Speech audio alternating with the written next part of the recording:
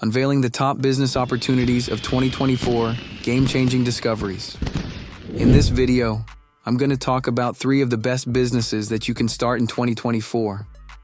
But before we even talk about what these businesses are, let's first talk about gross margin. What exactly is it?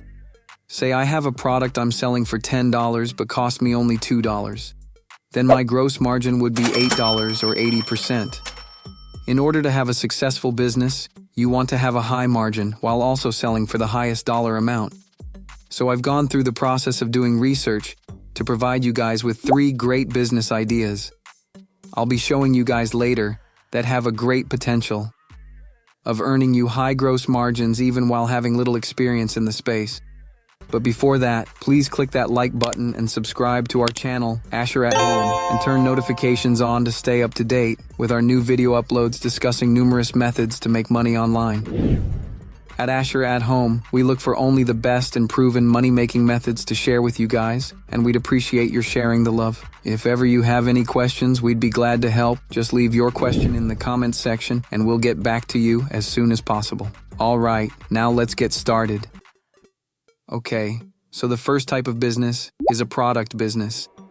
Now, these types of businesses tend to have somewhere between a 50 to 60% gross margin, but I've actually seen a lot of people fail because they didn't understand distribution, how to get sales, and how to create and build a product efficiently. What ends up happening is they invest all of their savings into a product that doesn't earn them any money.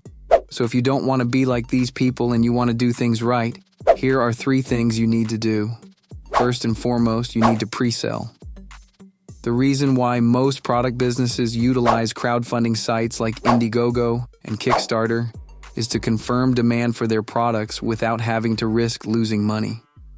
I understand that investing in some of these crowdfunding efforts has maybe left you disappointed in the past, but the most successful ones know how to market, promote, and raise money to really develop the product.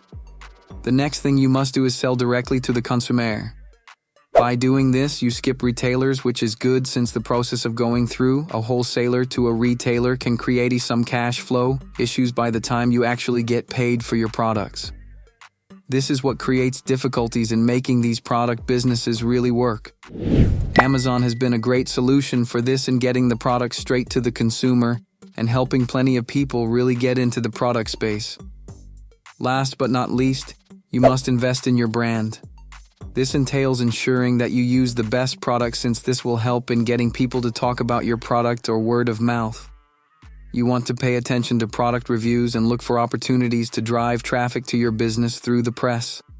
All of these help to drive growth in your product business.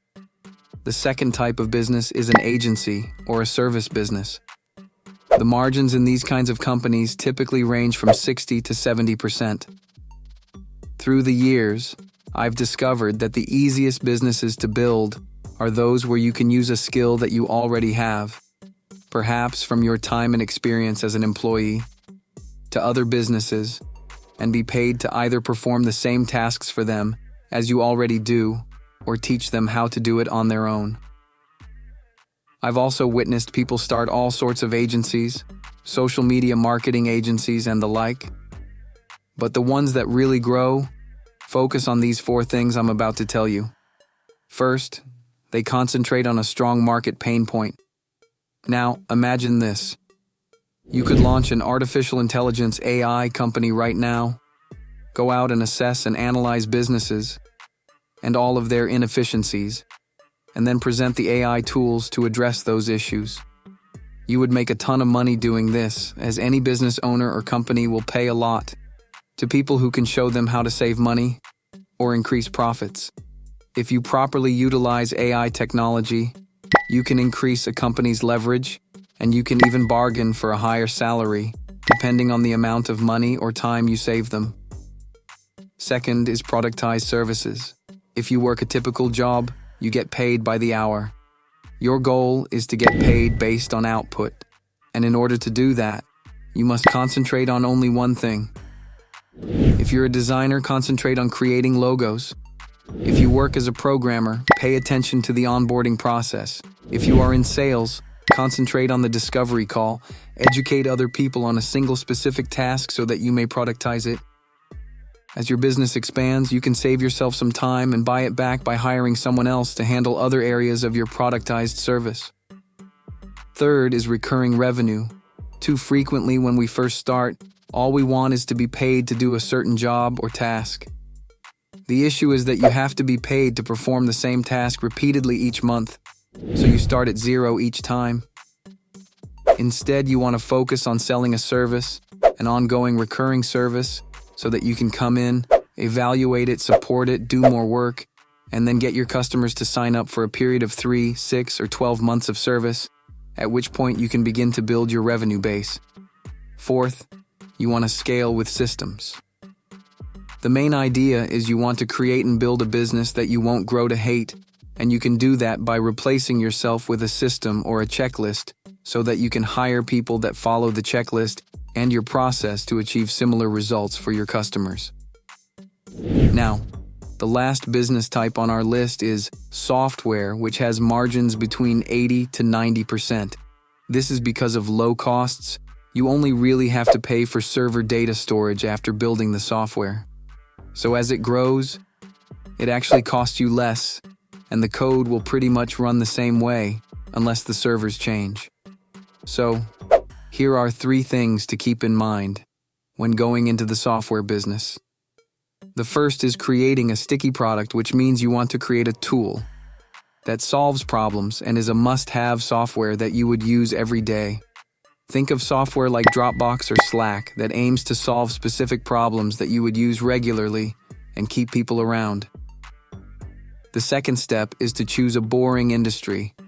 Most software developers create products for marketing or sales, since that's what they know. But this creates a problem, as consumers will switch from your product to one of your competitors every few months or so.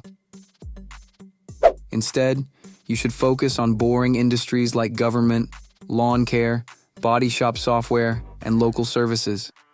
Customers who aren't always searching for the newest technology are the ones you want to target, as long as you can use software to address a major issue or problem in their business.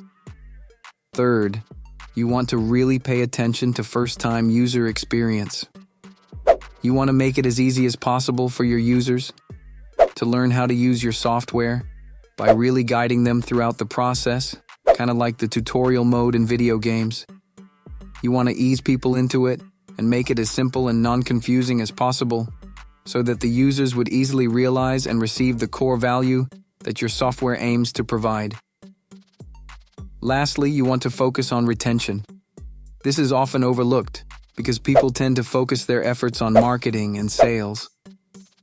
But what's really important for software is retention and preventing your customers from even considering other software in the first place.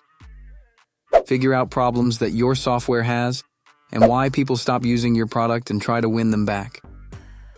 You want to keep your customers as long as possible because this will greatly increase your gross margin in the end. There you have it. That ends today's video, where we showed you a couple of the top business ideas you can start in 2024. If you like what you've seen, please hit that like button and subscribe to our channel, Asher at Home, and turn notifications on if you want to see other online money-making strategies just like this one. Thanks for watching, and I hope to see you again in the next video.